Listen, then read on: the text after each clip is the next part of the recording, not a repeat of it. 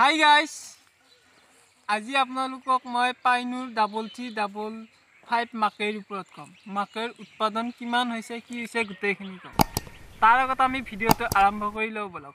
Welcome back to my channel Assamese agriculture tricks. এয়া আজি এতিয়া আমি মাকে ছিঙিব আহিছোঁ P3355 মানে পাইনুৰ 3355 মাকেটো ছিঙিব আহিছোঁ। মাকে ছিঙি আছে প্ৰীতম আৰু শ্যামল, সিহঁত দুজনে মাকে ছিঙি আছে আৰু ময়ো ছিঙি আছোঁ লগত। এতিয়া প্ৰথমতে এই মাকৈটো উৎপাদনৰ কথা ক'ম। এতিয়া মই উৎপাদন বুলি ক'লে মিনিমাম এই মাকৈটোৰ এইবাৰ মোৰ ক্ষেত্ৰত 15 পৰা 17 কুইণ্টেল মান হ'ব। মই এতিয়া ভালকৈ ধৰিব পৰা নাই, বস্তা পেকিং কৰাৰ পিছত শুকোৱাৰ পিছত ভালকৈ ক'ব পাৰিম কিমানখিনি উৎপাদন হৈছে। এতিয়া জাষ্ট কাম আৰম্ভহে কৰিছোঁ এইখিনি মাকৈৰ কাৰণ, আৰু মাকৈ বেলেগ বহুত ধুনীয়া হৈছে, কলবিলাকো একে সমানে হৈছে চব। এইখিনি মাকৈ দমাই লোৱাৰ পিছত অলপকৈ ছিঙিব লাগিব কাৰণ অসমৰ বৰ্তমান পৰিস্থিতিও ভাল নহয় আৰু বহুত মানুহ লৈও কাম কৰিব নোৱাৰি। যিখিনি পাৰোঁ নিজেই কৰি আছোঁ আৰু সিহঁত দুটা আমাৰ খুৰাৰে ল'ৰা হয়, সেইকাৰণে সিহঁত দুটাকো লগত লৈ পেলাই কৰি আছোঁ। আৰু যিখিনি চৰকাৰৰ নীতি নিয়ম আছে সেই নিয়মখিনি মানি চলিয়ে আমি কাম কৰি আছোঁ কাৰণ এই যিটো ভাইৰাছ বৰ্তমান অসমত চলি আছে সেই ভাইৰাছটো ডেঞ্জাৰাছ ভাইৰাছ, সেইকাৰণে সকলো দিশত চিন্তা কৰি কাম কৰিব লাগিব। আৰু আমিতো ৰখি থাকিব নোৱাৰিম কাৰণ নহ'লে খেতিৰ বস্তু বেয়া হৈ যাব। সেইকাৰণে গোটেইখিনি বস্তু মিলাই পেলাই সাৱধান হৈ আমি কাম কৰি আছোঁ। কিন্তু এবাৰ মোৰ মাকৈ বেলেগ মাকৈতকৈ এইটো মাকৈ উৎপাদন বেছি হ'ব কাৰণ ছিঙি থাকোঁতে গম পাইছোঁ আৰু সিহঁতেও কৈছে যে বেলেগ মাকৈ ছিঙিছোঁ, কিন্তু সিহঁতে কৈছে যে এই মাকৈটো P3355 মাকৈটো বেছি উৎপাদন হ'ব বুলি কাৰণ ছিঙোতে গম পাই না। সেই হিচাপত মই আন্তাজিক কৈছোঁ 15 পৰা 17 কুইণ্টেল মান হ'ব।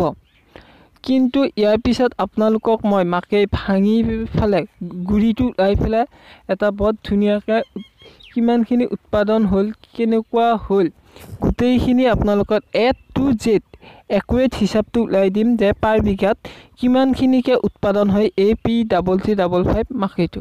কিন্তু প্ৰায় এইটো মাকৈ মিনিমাম মোৰ 17 কুইণ্টেল হ'ব লাগে। মই আন্তাজিক ছিঙাৰ ফালৰ পৰা কৈছোঁ, যিখিনি বৰ্তমানলৈকে কাম কৰি আছোঁ মই সেইখিনি পিছত মানে কি মাকৈ ভাল হৈছে বুলি ক'ব পাৰি, যথেষ্টখিনি ভাল হৈছে বুলি ক'ব পাৰি সাধাৰণভাৱে খেতি কৰি পেলাওঁ। তো এইখিনি এতিয়া মাকৈ ছিঙি লওঁ আৰু এই মাকৈখিনি জমাই লৈছোঁ, প্ৰায় 5 বিঘামান মাটি মাকৈ হ'ব, এইখিনি জমাই লৈছোঁ।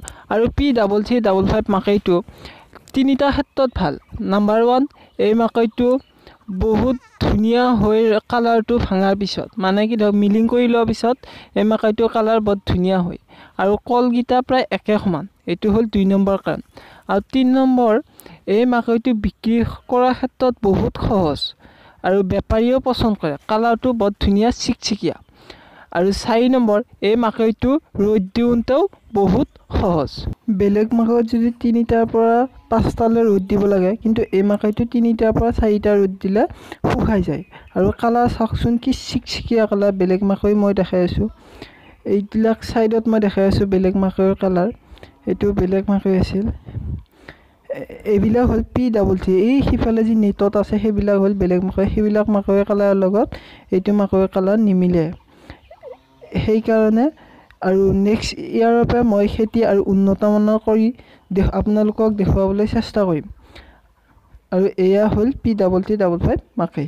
আৰু এই পাইনুৰ মাকৈখিনি একদম চপাই লোৱাৰ পিছত বস্তা পেকিং কৰাৰ পিছত এটা বৰ ধুনীয়া ভিডিঅ' পাব। সেই ভিডিঅ'টোত আপোনালোকে গম পাব যে উৎপাদন কিমানখিনি হৈছে, কি হৈছে, কিমানখিনি লাভ হৈছে, গোটেইখিনি মই ক'ম কিমানখিনি উৎপাদন হৈছে পাৰ বিঘাত। কাৰণ এতিয়ালৈকে এই পাইনুৰ মাকৈখিনি চপোৱা শেষ হোৱা নাই, সেইকাৰণে মই একুৰেট হিচাপটো দিয়া নাই। মাত্ৰ এতিয়া আপোনালোকক দেখাইছোঁ ইমান সময়লৈ মোৰ কিমানখিনি কাম আগবাঢ়িছে, সেইখিনি আপোনালোকক মই ষ্টেপ বাই ষ্টেপ প্ৰচেছখিনি দেখাই আছোঁ। যদি ভিডিঅ'টো ভাল লাগিছে লাইক কৰিব, শ্বেয়াৰ কৰিব, মোৰ চেনেলটো ছাবস্ক্ৰাইব কৰি ল'ব। Thank U.